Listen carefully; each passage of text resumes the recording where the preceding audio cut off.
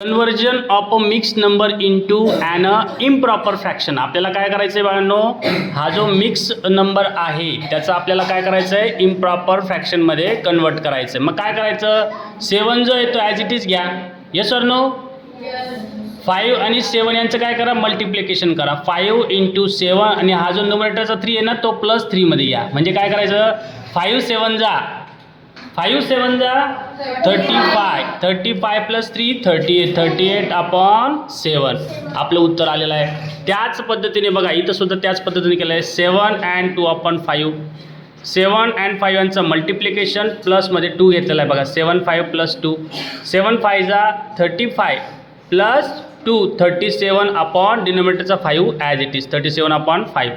तसंच 5 and 1/6 बघा as it is आहे. 4 and 3/4 आहे. 2 and 5/9 आहे. 1 and 5/7 आहे. अतिशय सोपा असा हा टॉपिक आहे.